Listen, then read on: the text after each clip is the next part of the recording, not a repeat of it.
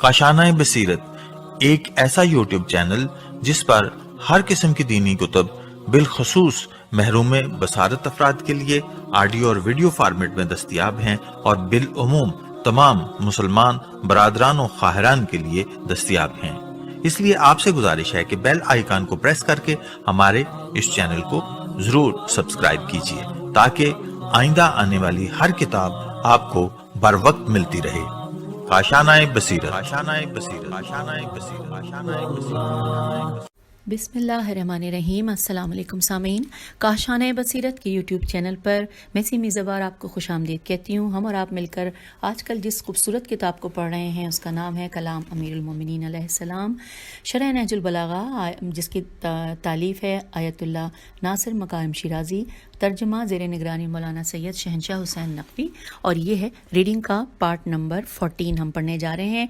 और जैसा कि आपको मालूम है मौला अलैहिस्सलाम के हम खुतबा नंबर 1 को मुख्तलिफ पार्ट्स में पढ़ रहे हैं। कुल बताया गया है हमें कि हम यहाँ पे 15 पार्ट्स पढ़ेंगे और आज की सिटिंग में हम पहुँचे हैं इस खुतबे के 9वें हिस्से की तरफ। आइए सफ़ा नंबर 143 से रीडिंग का आगाज़ करने जा रहे हैं। 9वां हिस्सा तर्जुमा हम मिलकर पढ़ेंगे। इन्वर्टेड कॉमा लिखा है कि इसके बाद परवरदिगार ने ज़मीन के सख्त और नरम खारे और शीरीं हिस्सों से खाक को जमा किया और उसे पानी से इस कदर भिगोया कि बिल्कुल खालिस हो गई और फिर तरी में इस कदर गूंधा कि लेसदार बन गई और उससे एक ऐसी सूरत बनाई जिसमें मोड़ भी थे और जोड़ भी, आज़ा भी थे और जोड़बंद भी। फिर उसे इस कदर सुखाया कि मजबूत हो गई और इस कदर सख्त किया कि खनखनाने लगी। और ये सूरत हाल एक वक्त मुअय्यन और मुद्दत ख़ास तक बरकरार रही, जिसके बाद उसमें मालिक ने अपनी रूह कमाल फूंक दी और उसे ऐसा इंसान बना दिया जिसमें जहन की जोलानियाँ भी थीं और फ़िक्र के तसर्रुफ़ात भी, काम करने वाले आज़ा व जवारे भी थे और हरकत करने वाले औजार व आलात भी, हक़ व बातिल में फ़र्क करने वाली मारिफत भी थी और मुख्तलिफ़ ज़ायक़ों, खुशबुओं, रंग और रोगन में तमीज़ करने की सलाहियत भी। इसे मुख्तलिफ़ किस्म की मिट्टी से बनाया गया जिसमें मवाफ़िक़ अज्ज़ा भी पाए जाते थे और मुतज़ाद अनासिर भी, और गर्मी सर्दी, तरी और खुश्की जैसी कैफियत भी। इन्वर्टेड कॉमा क्लोज हो गया। बस इस खुतबे को हम यहाँ तक, यानी कि 9वां हिस्सा यहीं तक है। आइए अब इसकी शरह और तफसीर को पढ़ते हैं। सबसे पहले हेडिंग लिखिए आदम अलैहिस्सलाम की खलकत का आगाज़। लिखा है खुतबे के गुज़िश्ता अमीक़ हिस्सों में ज़मीन व आसमान की तख्लीक़ के बारे में इशारे हुए और अब इस कायनात की दूसरी मखलूक़ के बारे में ज़िक्र शुरू होता है जहाँ इंसान की खलकत के मुख्तलिफ़ मराहिल की निशानदेही की गई है, क्योंकि इंसान की खलकत खालिक़ कायनात का बड़ा शाहकार है। उसकी ज़िंदगी के मराहिल की तरफ यूँ इरशाद किया है। इन्वर्टेड यहाँ पे मैं बता दूँ पॉइंट्स में दिए हुए हैं, टोटल 5 पॉइंट दिए हैं। सबसे पहले लिखा है नंबर 1 जिस्म और रूह के एतबार से आदम अलैहिस्सलाम की खलकत। नंबर 2 फरिश्तों का आदम अलैहिस्सलाम के लिए सजदा और इब्लीस का इनकार। इसी खुतबे का 10वां हिस्सा मुलाहिज़ा फरमाएं, यहाँ पे इसमें आगे होगा। फिर तीसरे नंबर पे लिखा है कि हज़रत आदम अलैहिस्सलाम का बहिश्त में रहना, फिर तर्क उला और उसके बाद पशेमान होकर तौबा करना, बहिश्त को छोड़कर ज़मीन पर आना। ये हम पढ़ेंगे 11वें हिस्से में। चौथा पॉइंट है औलाद आदम अलैहिस्सलाम का ज़्यादा होना और खुदावंद आलम का रूहानी और मानवी कमालात के साथ और आसमानी कुतुब के साथ इंसानी माशरे की तश्कील और इंसान की हिदायत और इंसानी माशरती निज़ाम को चलाने के लिए पैगम्बरों का भेजना। ये हम 12वें हिस्से में मुलाहिज़ा फरमाएंगे। 5वां पॉइंट है कि उसके बाद इंसानी माशरे का कामिल से कामिल तर होना ताकि दीनी बालिदगी का मरहला अंजाम तक पहुँचे। इस मकाम पर खुदावंद आलम ने अपने रसूल सल्लल्लाहु अलैहि वसल्लम को कुरान मजीद के साथ इंसानों की निजात और हिदायत की तालीम और उन्हें अखलाक आलिया से मुज़य्यन करके मबूस फरमाया। इस मकाम पर तारुफ़ कुरान के बारे में बहुत गहरे और बेशक़दर बयानात मौजूद हैं जो कि हम इस किताब में इस खुतबे के 13वें हिस्से में मुलाहिज़ा फरमाएंगे। अच्छा सामीन, अब यहाँ पर शरह और तफसीर में جو ذکر کیا گیا ہے، گفتگو کی جا رہی ہے، وہ 2 مرحلوں کا یہاں پر ذکر کیا گیا ہے۔ سب سے پہلے لکھا ہے پہلا مرحلہ، اس میں لکھا ہے کہ ہیڈنگ کہ جسم و روح کے اعتبار سے حضرت آدم علیہ السلام کی خلقت، یہ ہیڈنگ ہے، اور اس میں لکھا ہے کہ حضرت آدم علیہ السلام کے جسم کی خلقت کے سلسلے میں ارشاد فرمایا ہے، انورٹڈ کاما، کہ اچھا اس میں اب یہاں پر ہم پہلے پورا پڑھ لیتے ہیں اور پھر اس پارٹ کو جو کہ سمجھایا گیا ہے تفسیر اس کو پڑھیں گے۔ سب سے پہلے تو مکمل تو یہ ہے کہ پھر خدا بند عالم نے سخت اور نرم زمین اور اسی طرح میٹھی اور شور مٹی کو جمع کیا۔ اب آئیے اس کے پارٹس کو الگ الگ پڑھتے ہیں۔ عربی میں ہے ثم جمع سبحانہ من حزنی، اور اس حوالے سے تفصیل یوں سمجھ لیجئے کہ یہاں لکھا ہے خزن، وزن کے وزن پر ہے، غم و اندوہ اور روئے زمین کے سخت نقات کو کہتے ہیں۔ دکھ اور غم کو حزن یا حزنہ بھی کہتے ہیں کیونکہ غم روح بشری سے متعلق ہے۔ اور اب آئیے اس اگلا پارٹ پڑھتے ہیں یہاں پر، اور اگلے پارٹ میں لکھا ہے کہ الارضی و سہلہا و عذبہا، اور اس کے حوالے سے تفصیل یوں ہے کہ عذب جذب کے وزن پر ہے، پاکیزہ صاف اور میٹھے پانی کو کہتے ہیں۔ اب تیسرا پارٹ ہے اس گفتگو کا، اس میں ہے وسبخہا، وسبخہا کے حوالے سے تفصیل ہے، سبخہ ملخہ کے وزن پر ہے، شور زدہ زمین کو کہتے ہیں، اس کی جمع سباخ ہے۔ پھر آخری جو پارٹ ہے وہ ہے تربتن، تو اس کو ہم دوبارہ ترجمہ پڑھ لیتے ہیں کہ پھر خداوند عالم نے سخت اور نرم زمین اور اسی طرح میٹھی اور شور مٹی کو جمع کیا، اور یہاں پر انورٹڈ کاما کلوز ہو گیا ہے۔ پھر لکھا حقیقت میں یہ ایک طرف تو انسان کے خاک سے پیدا ہونے کی طرف اشارہ ہے، اور دوسری طرف اشارہ یہ ہے کہ زمین کے مختلف حصوں سے خمیر بنایا گیا تاکہ زندگی کے مختلف اوقات میں اور انسانی معاشرے کی ضرورتوں کے وقت ان قسم کی اور مختلف صلاحیتوں کو بروئے کار لایا جا سکے، اور انسان کے مختلف طبقات سے ان کی استعداد اور صلاحیتوں کو مد نظر رکھتے ہوئے مختلف کام لیے جا سکیں۔ پھر دوسرا مادہ جو پانی اور مٹی سے بنایا گیا ہے اس کی طرف اشارہ کرتے ہوئے فرمایا کہ سننہا، اور اس حوالے سے ہم تفصیل جانتے ہیں۔ لکھا ہے سنا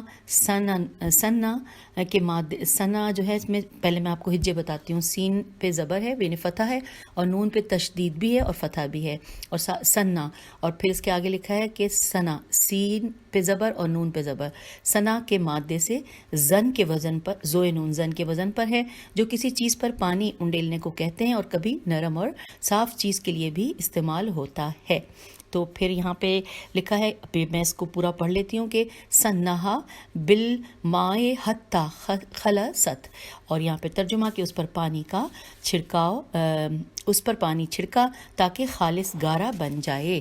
اور اب آئیے آگے پڑھتے ہیں۔ پھر لکھا ہے مولا کے ہی کلام کے پارٹس کو ہم یہاں پہ پڑھتے جا رہے ہیں۔ لکھا ہے ولا تہا واو لام الف توئے ہے الف، ولا تہا کے حوالے سے تفصیل یہاں پر سمجھائی گئی ہے۔ لاتا، لوتا کے مادے سے، لاتا لام الف توئے پہ زبر ہے، اور واو لام پہ زبر فتح اور توئے، لکھا ہے لاتا لوتا کے مادے سے صورت کے وزن پر ہے، جو کسی چیز کی دوسری چیز میں ملنے کے معنی میں آتا ہے۔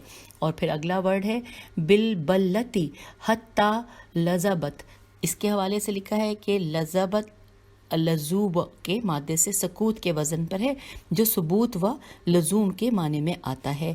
اور اب اس پورے جملے کا کہ ترجمہ ہے کہ اسے گیلا کر دیا یہاں تک کہ موجودہ صورت میں ظاہر ہو گیا۔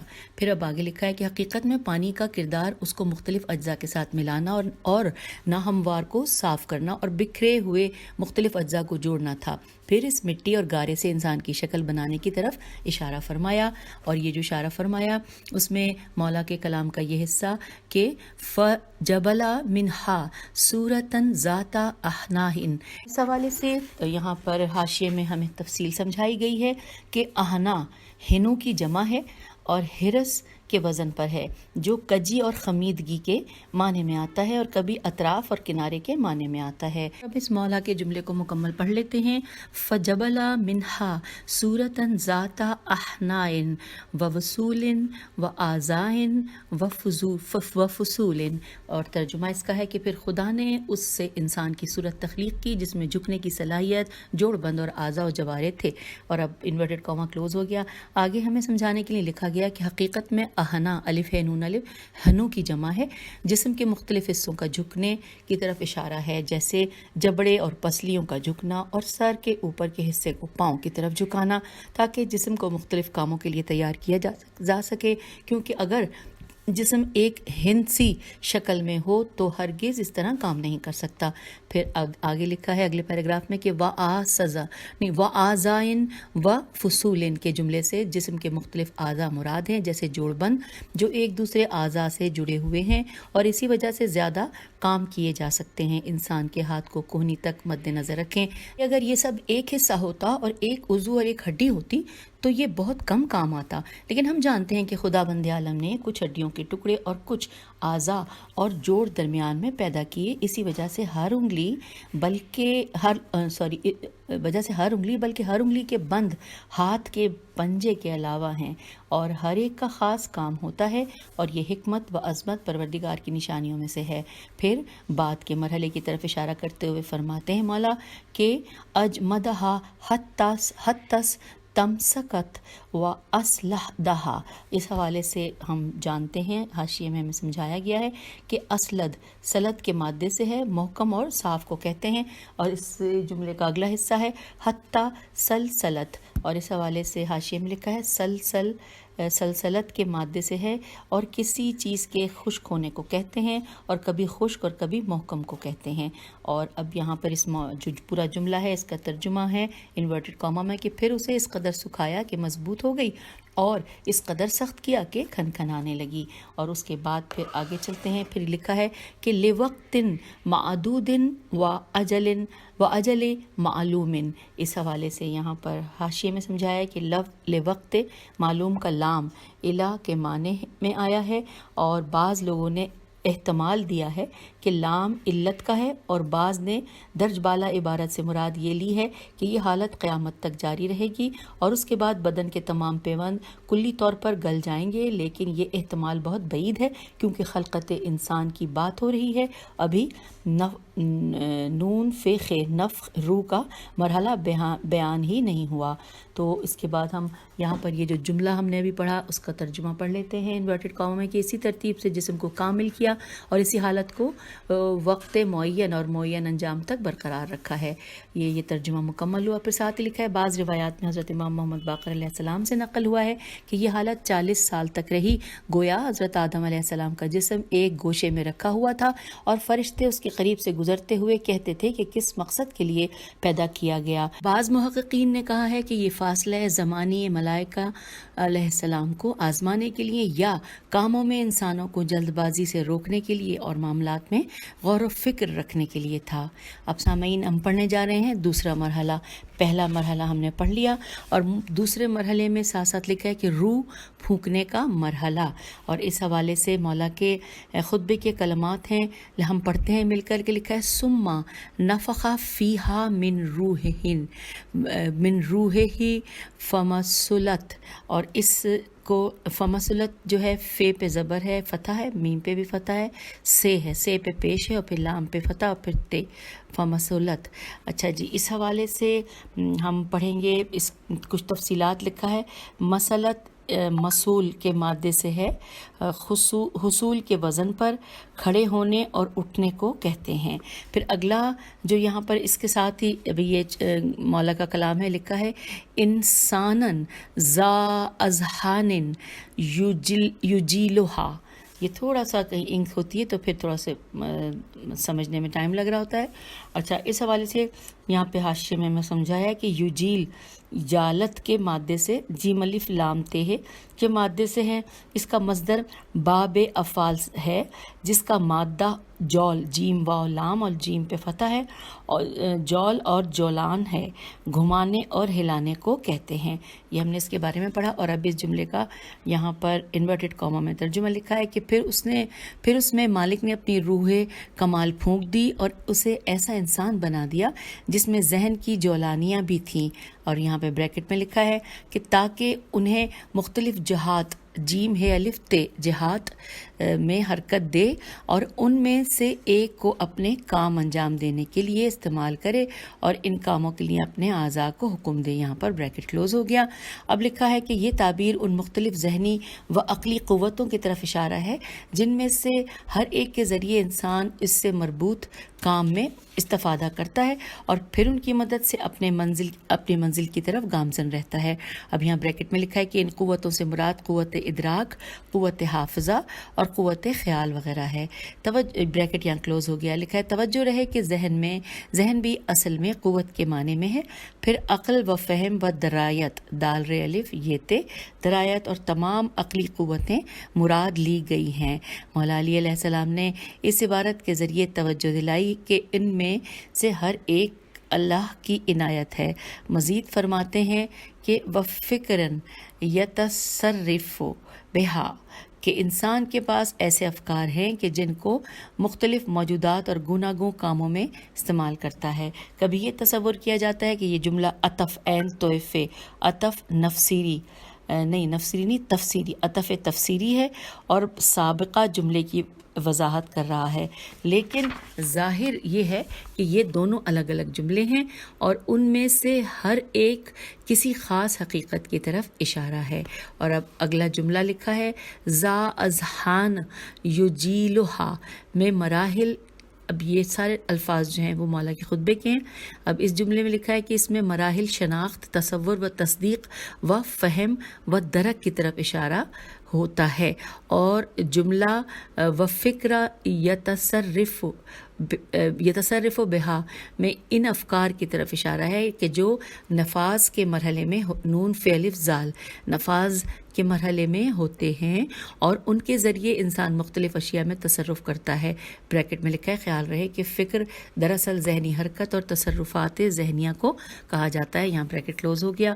پھر لکھا ہے بہرحال فکر جمع کی صورت میں ہے جیسے اذہان صیغہ جمع ہے تاکہ بتایا جا سکے کہ قوت عقلی اور انسانی افکار کی بہت سی اقسام ہیں. فلاسفر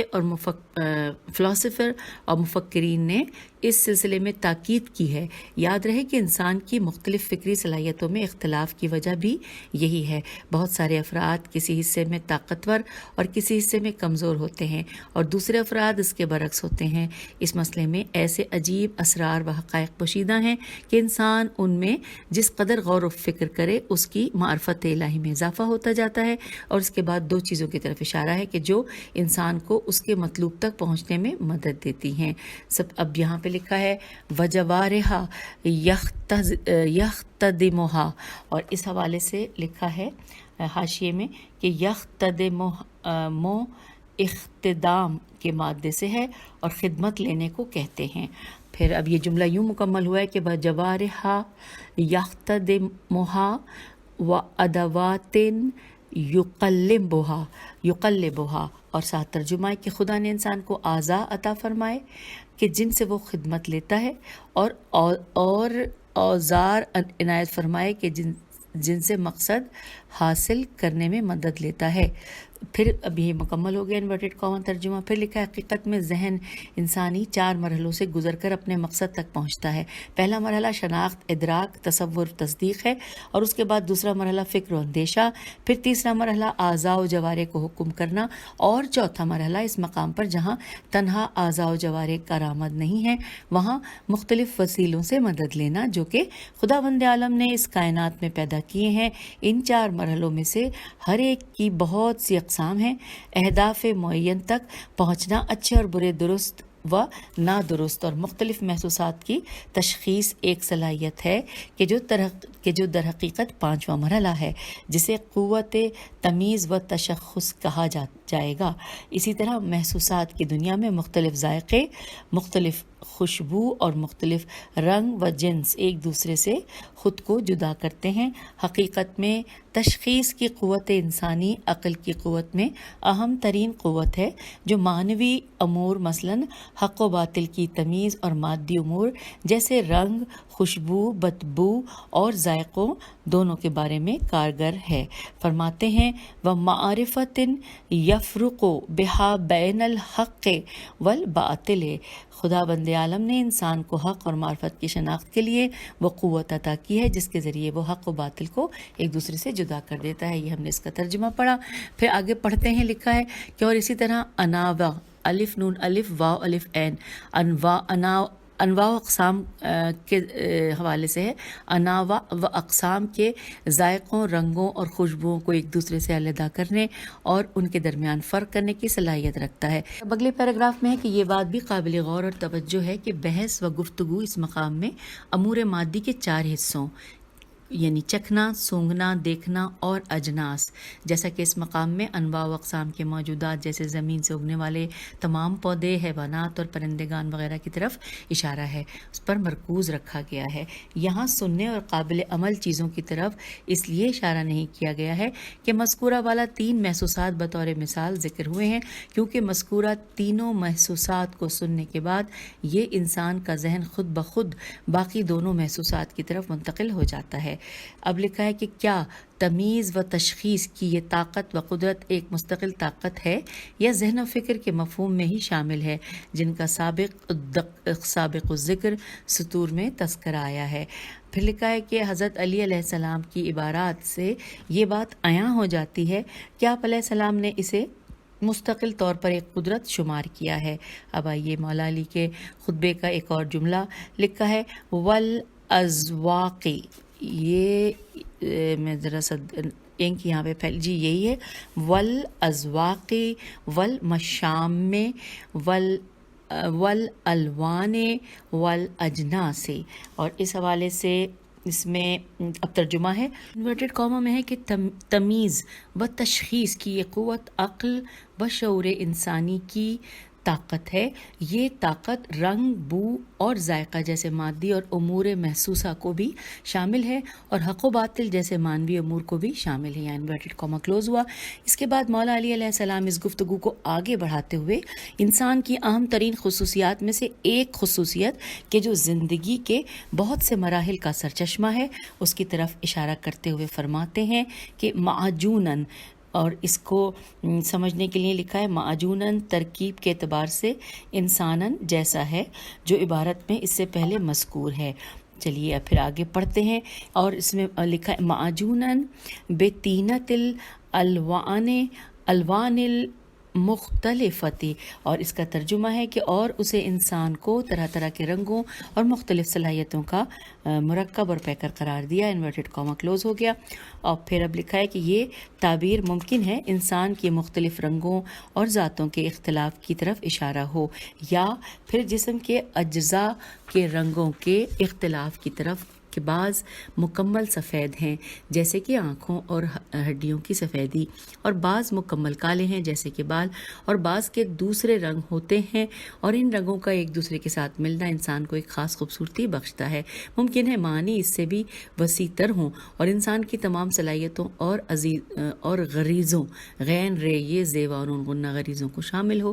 اس کے بعد ایک جیسی چیزوں مانند رگیں، اعصاب اور ہڈیاں جو ایک دوسرے سے زیادہ شمائل و مشابہت رکھتی ہیں اور طرح طرح کی ذمہ داریاں نبھاتی ہیں. اس کے بارے میں امام علی علیہ السلام مزید فرماتے ہیں کہ والاشباہ المختلفتی، یعنی اس میں موافق اجزاء بھی پائے جاتے ہیں. اور پھر اس کے بعد جملہ اور ایک لمبا جملہ ہے مولا کے کلام کا، اور ترجمہ ہم پڑھ لیتے ہیں انورٹڈ کاما میں کہ اور اسی طرح سردی، گرمی، رطوبت اور خشکی جیسی مختلف قوتوں اور اشیاء کا مرکب قرار دیا گیا ہے. انورٹڈ کاما کلوز ہو گیا. اس حوالے سے لکھا ہے مذکورہ جملے میں 4 طبیعتوں کی طرف اشارہ ہے. قدیم طب کے مطابق انسانی طبیعت 4 قسم کی ہوتی ہے، اگرچہ موجودہ ڈاکٹر اس تقسیم بندی کو ان الفاظ میں قبول نہیں کرتے اور دیگر تعبیرات اپنی گفتگو میں لے آتے ہیں. مثلاً سردی اور گرمی کے بجائے بلڈ پریشر کے زیادہ ہونے اور کم ہونے کا ذکر کرتے ہیں، اور رطوبت و خشکی کو بدن میں پانی کی زیادتی یا کمی سے تعبیر کرتے ہیں. بہرحال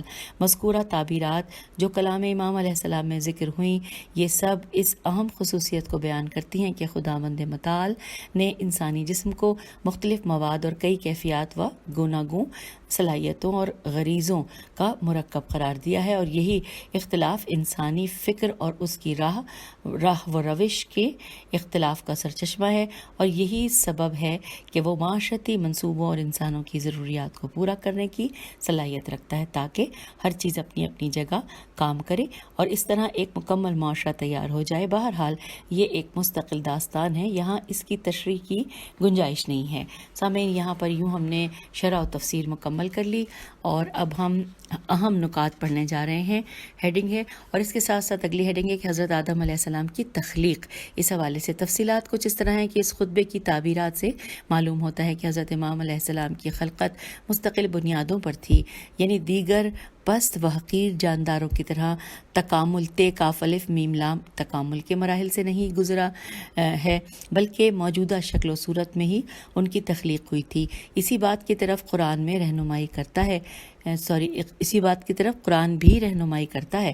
البتہ قرآن اور نہج البلاغہ بایولوجی کی کتابیں نہیں بلکہ انسان سازی کی کتابیں ہونے کے ناطے ان میں عقائد و اخلاق کے مسائل بیان ہوئے ہیں۔ البتہ موقع و محل کی مناسبت سے علوم طبعی، بایولوجی وغیرہ کی جانب بھی اشارہ ضرور پایا جاتا ہے، لیکن آج کل کے علمی حلقوں میں جو نظریہ رائج ہے وہ یہ ہے کہ تمام جاندار اس شکل میں نہیں تھے جس میں آج ہیں، بلکہ گہرے سمندروں کی تہ میں مختلف شکلوں میں پیدا ہوئے اور پھر درجہ بدرجہ تکامل تے کاف الف میم لام تکامل کی جانب گامزن ہوئے، گویا ایک نو سے دوسری نو نون واو عین اور کی شکل اختیار کرتے رہے اور پھر دریا سے چوپایوں اور پرندوں کی شکل میں زمین میں اور ہوا میں منتقل ہو گئے، اور انسان کو بھی اس قاعدے سے مستثنا نہیں مانتے۔ اس نظریے کے حامل افراد چند گروہوں میں تقسیم ہیں: لامارک، لام الف میم الف رے کاف، لامارک اور ڈارون، اور پھر جدید ڈارونسزم، ڈال الف رے واو ڈارو نون سین یہ زے میم، اور موٹسزم میم واو ٹے یہ سے زے میم کے حامی افراد۔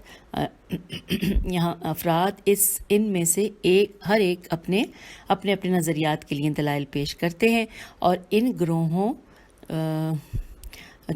کے مقابل انواع یا قابل تغیر ہیں۔ اس کے قائل افراد کہتے ہیں کہ آغاز سے آج تک ہر جانور اپنی اسی شکل میں تھا۔ انہوں نے تحویل اور تکامل کے مفروضے کے رد میں دلائل دیے ہیں جنہیں کسی اور مناسب موقع پر بیان کیا جائے گا۔ یہاں مختصراً چند دیگر موضوعات کی طرف اشارہ ضروری ہے۔ اب یہاں پہ پوائنٹ وائز سامعین دیا گیا ہے اور 2 پوائنٹ نظر آ رہے ہیں۔ نمبر 1 پہ لکھا ہے قرآن مجید اور نہج البلاغہ کے خطبوں میں انواع الف نون واو الف عین انواع کے ثبوت اور عدم تغیر کا بیان کم از کم انسان کے بارے میں پایا جاتا ہے، مگر دوسرے موجودات کے بارے میں تصریح نہیں ہے۔ تے سواد رے یہ ہے، تصریح نہیں ہے۔ اگرچہ تحویل اور تکامل والے نظریے کے لوگ انسان کو بھی اس قبیلے میں شامل کرنے پر اصرار کرتے ہیں اور قرآن اور نہج البلاغہ کی ایسی تعبیر اور تفسیر کرتے ہیں جو تحویل و تکامل کے اسبات میں ہو، بلکہ یہ لوگ ان آیات قرآنی اور خطبات کو اپنی تائید اور اپنے موضوع پر دلیل کے طور پر پیش کرتے ہیں۔ اب نمبر 2 پہ لکھا ہے تکامل تے کاف الف میم لام تکامل یا انواع کا ناقابل تغیر ہونا کوئی ایسا مسئلہ نہیں کہ جسے حسی و عقلی تجربات و دلائل کے ذریعے ثابت کر سکیں، کیونکہ ان کی جڑیں لاکھوں سال پرانی ہیں۔ اس بنا پر اس کے حامی و مخالف جو کچھ کہتے ہیں مفروضوں سے زیادہ نہیں ہیں۔ ان کے دلائل زن اور گمان پر مشتمل ہیں، لہٰذا ان کے کہنے سے انسان کی تخلیق سے مربوط آیات اور نہج البلاغہ کی عبارات کی نفی نہیں ہو سکتی ہے۔ دوسرے الفاظ میں سائنسی علوم مذہبی عقائد کو کوئی نقصان نہیں پہنچا سکتے۔ کیونکہ سائنسی مفروضے ہر روز تبدیل ہوتے رہتے ہیں، لہٰذا ہو سکتا ہے کہ کل نئی تحقیق ہو اور انواع اقسام کے عدم تغیر کو تسلیم کر لیا جائے۔ مثلاً حال ہی میں دنیا کی چند مطبوعات میں یہ خبر آئی ہے کہ 20 لاکھ سال پرانی انسان کی کھوپڑیاں دریافت ہوئی ہیں جن میں اور آج کے انسان کی کھوپڑی میں کوئی فرق نہیں ہے۔ اس خبر سے تکامل تے کاف الف میم لام تکامل کے مفروضے کو ہلا کر رکھ دیا، کیونکہ وہ تو قائل ہیں کہ چند لاکھ سال پہلے والا انسان ہرگز آج کے انسان جیسا نہیں تھا۔ اس بات سے یہ بھی اندازہ لگایا جا سکتا ہے کہ ان مفروضوں میں کتنا دم ہے جو ایک دریافت سے ہل کر رہ جاتے ہیں۔ البتہ طبعی بات سائنسی علوم میں اس کے علاوہ کوئی اور راستہ نہیں ہے، کیونکہ کیونکہ یہ ایک نظریے پر بنیاد رکھ کر چلتے ہیں یہاں تک کہ دوسرا نظریہ آ کر اسے ختم کرے۔ خلاصہ یہ کہ سائنسی مفروضے اور قطعی اور یقینی مسائل دو علیحدہ مسئلے ہیں۔ سائنس میں قطعی اور یقینی بات مثلاً پانی کا آکسیجن اور ہائیڈروجن سے مل کر بننا ایک مخصوص عمل ہے اور لیبارٹری ٹیسٹ سے یہ بات ثابت بھی ہے، جبکہ کتنی باتیں ہیں کہ جو گمان اور ظن پر مبنی ہیں۔ اور یہاں پر جو اس کے حوالہ ہے مزید تفصیلات کے لیے کتاب ڈارون اور آخرین فرضیہ ہائی تکامل کی طرف رجوع کریں، جبکہ اس کا مختصر بیان تفسیر نمونہ جلد نمبر 11 سورہ ہجر آیت نمبر 26 اور 44 میں بھی ملاحظہ کیا جا سکتا ہے۔ اور جب تک ان ضمنی مفروضوں کے خلاف ٹھوس اور یقینی قرائن نہ ملیں، سائنس میں ان مفروضوں کو قبول کیا جاتا ہے، لیکن ان کی قاطعیت قاف الف تو عین یہ تے کا کسی کو ادعا نہیں ہوتا، الف دال عین الف ادعا نہیں ہوتا۔ پھر لکھا ہے، اب ہم نے یہ پڑھ لیا، اب اگلی ہیڈنگ آ گئی ہے جسم اور روح کی ترکیب۔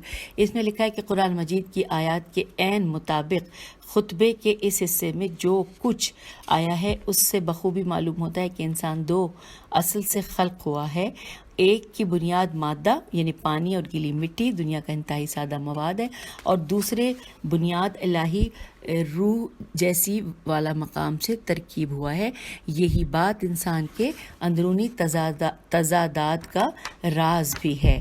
اس کی کچھ خواہشیں اس کو مادی دنیا کی طرف کھینچتی ہیں اور کچھ خواہشیں ان کو فرشتوں کی طرف لے جاتی ہیں۔ یہ ایک طرف حیوانی صفات اور دوسری طرف ملکوتی اور روحانی سرشت رکھتا ہے۔